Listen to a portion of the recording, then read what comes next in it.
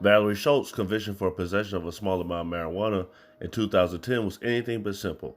Ms. Schultz was arrested on federal land in Mount Olympus Trail in Utah, which means she was charged under federal law. The authorities found pot in her car, so her license was revoked. Without the ability to drive, she was forced to give up her job, teaching second grade. It just seemed like it was a very harsh punishment, said Ms. Schultz, 33.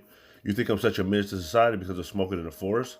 President Biden's decision last month to pardon thousands of people who have been convicted of marijuana possession under federal law was an acknowledgement that his administration does not see possession of cannabis with no intent to sell or distribute as a public safety threat.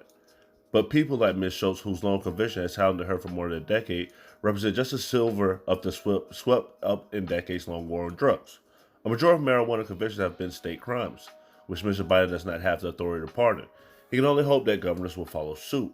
And while many advocates welcome the president's act of forgiveness, they say far too many people, many of them black and Latino, are not eligible for the pardons, leaving them with minor marijuana convictions that will continue to get in the way of job prospects, educational opportunities, and financing for homes.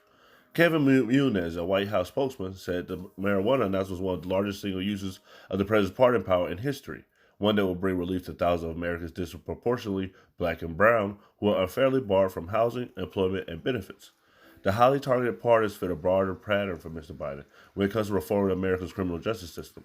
A champion of aggressive drug laws early in his career, including the 1994 crime bill that led to mass incarceration, he has more than recently embraced leniency for those convicted of minor drug offenses. As president, he has favored taking limited steps that enact changes slowly, but not the kind of overhauls that some of his party would believe are necessary to reverse the impact of harsh prison sentences that have disproportionately harmed minorities. Ms. Biden said does not support legalizing marijuana, putting him at odds with 80% of self-described Democrats and 68% of Americans, according to a Gallup poll released this month. It's symbolic to have the White House to start getting behind decriminalization of marijuana in this intentional way, said Naya Gupta, the Associate Director of the Policy at National Immigrant Justice Center. She said that 4,500,000 immigrants have been deported for state and federal marijuana possession, charged between 2003 and 2018.